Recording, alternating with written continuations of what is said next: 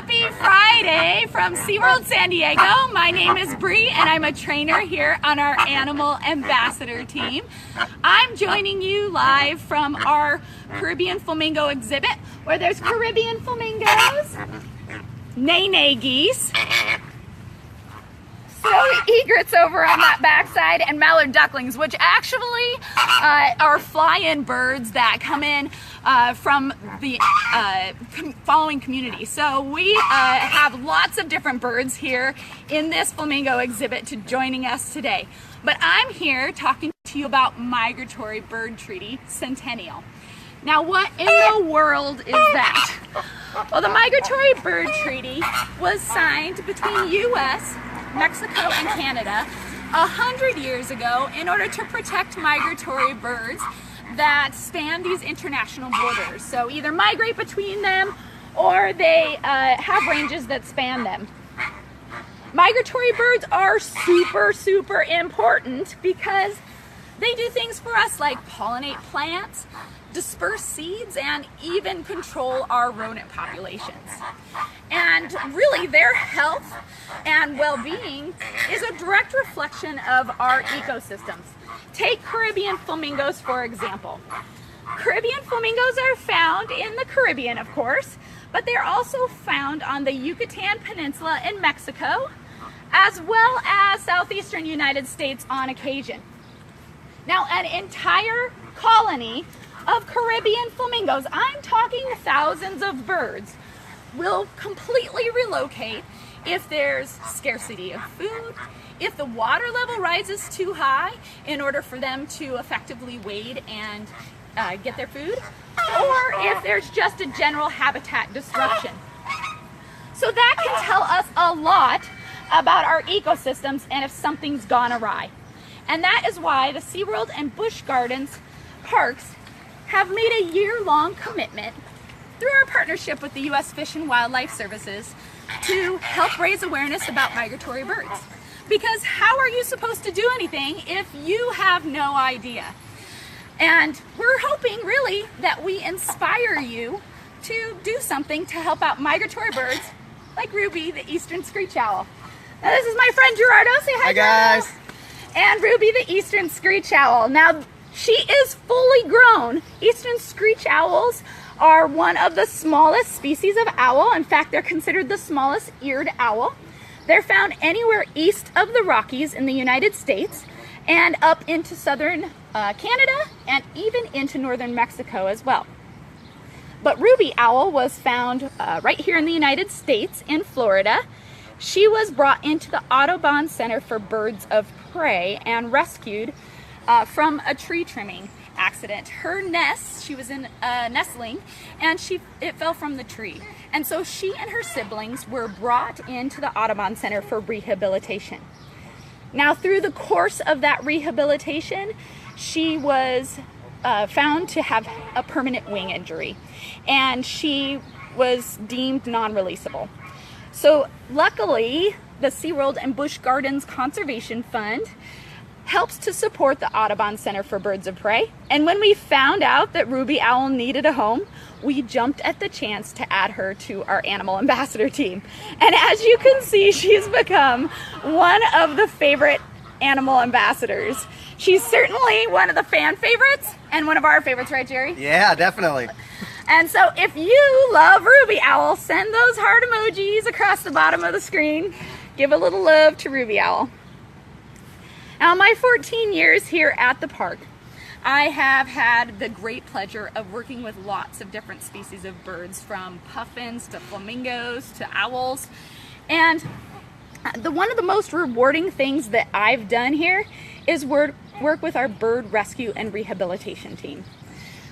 We are here in San Diego in a flyway city. So what that means is we're part of the Pacific Flyway, which is a major thoroughfare that runs north-south along the Pacific Coast migration. So we get anywhere from humongous California brown pelicans to teeny tiny baby mallard ducklings that come through our doors that need our help.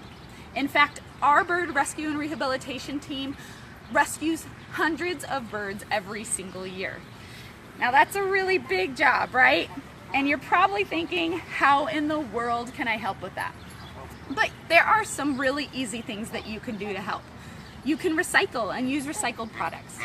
You can not litter, and for that matter, pick up any litter that you do see, because entanglement and ingestion hazards are some of the biggest obstacles that wildlife face. And you can also not trim trees in spring, and you can help birds like ruby owl get a good start in life. But one of the easiest things that you can do is participate in the Migratory Bird Treaty My Actions Challenge. Now you can do this right here at home. This is an example with my park, hashtag SWSD, but you can use your home park's hashtag. Send that hashtag along with hashtag MBT100 to 21212 to start your challenge. Complete all 3 actions and SeaWorld will donate on behalf of you to help animals and conservation, which of course includes migratory birds. Now it sounds like the park's about ready to open, so we're gonna say goodbye for today. But if you missed the directions for the challenge, we'll post them in the comments below and you can do them right after this feed. Also, if you have any questions, definitely post them in the comments below and we will get to them as soon as we absolutely can.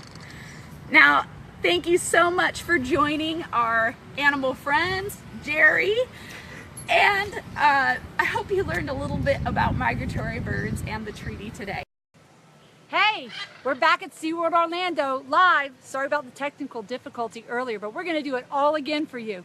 We're here celebrating the centennial of the Migratory Bird Treaty. Now, what is the Migratory Bird Treaty? It was a very important environmental law that was put into play between the United States and Canada. That it made it illegal for anyone to be able to take or sell migratory birds, or to sell any of their parts like feathers, or even be able to do sport hunting with them. But what we'd like to do is tell you why it's so important to do that. Years ago, we almost lost 3 different species of bird because of this. The snowy egret, the egret itself, along with the spoonbill. And that's one of our ambassadors that we want to introduce you to that's also a success story.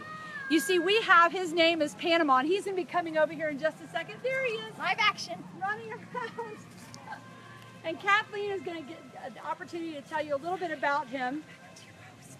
Come on, Panama. Kathleen, can you tell Panama's story for us? Sure.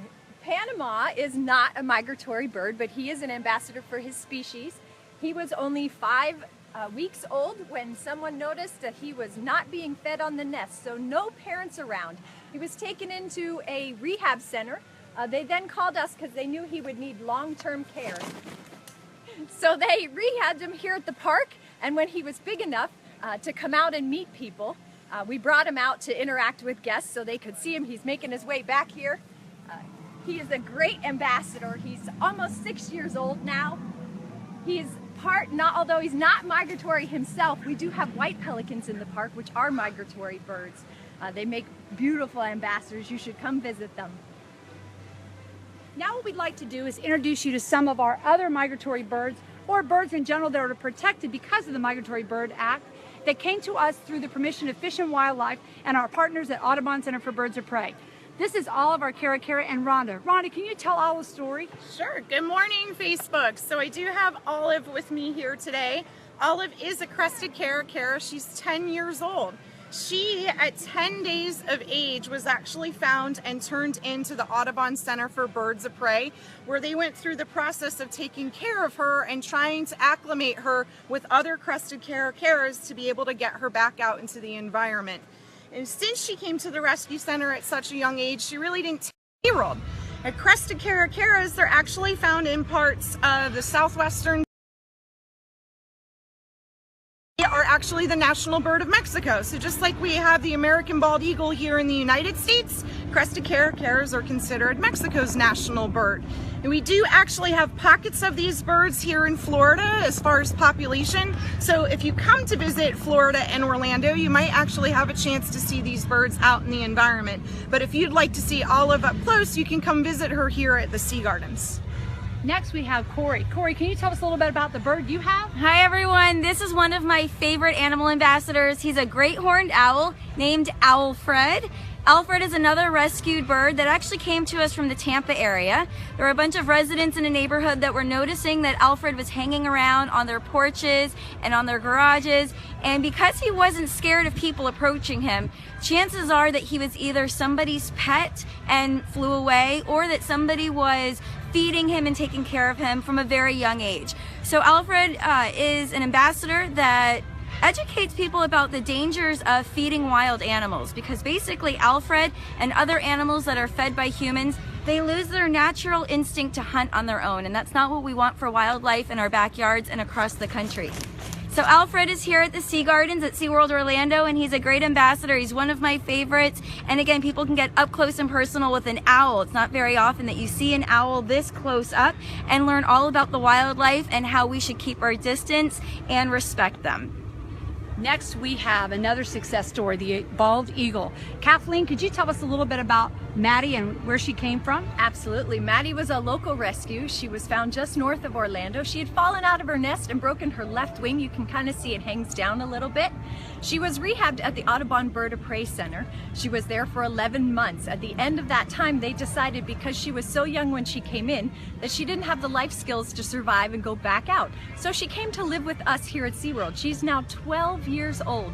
The bald eagles are a great success story. They were affected by a pesticide called DDT in the early 70s.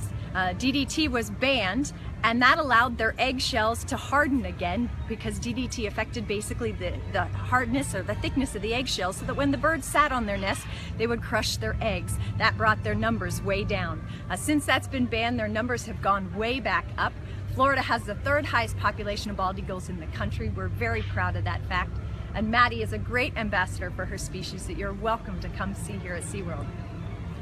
You know what? During migration, there's a lot of dangers that occur with these animals. A lot of that happens to deal with urban development or even agriculture, to where there's not a lot of food or place for these animals to shelter themselves. We also have collisions with cars and even communication towers. But would you like to bring some of them into your backyard? Come with me. What you can do is, at your own house, things that you may not use anymore, plates that might only be seasonal, what you can do is put it in the backyard and give fresh water to those birds that are coming through. Something else you can do, again, some of the things that you may not use anymore. What if you're a scout, Girl Scout, Boy Scout, or if just a family and you want to do something different, do your own individual bird feeders. You can do it with things that are recyclable or things that you've used on your own. Utilize that by going online and finding out how you can make bird feeders with your family or friends. Lastly, in your yard, what you can do is you can actually build these houses. Dads, moms, get out there with your kids and invite some of the birds that are native to your area that might want to come in and do this, besides seeing them in the trees like you see behind me, the oak trees. For instance, just like this little guy here. This is an eastern screech owl. This is Henry. Now Henry is going through what's called a molt right now. You'll notice that some of his feathers are starting to be lost. But if you look very closely in your backyards and you have oak trees, you might be able to see them or not, due to that camouflage color that they have or those eyes. I want to thank all of you for coming and sharing this experience with us today on the Migratory Bird Treaty. Take an opportunity to inspire others and bring these birds into your own backyard. Thanks again. Bye.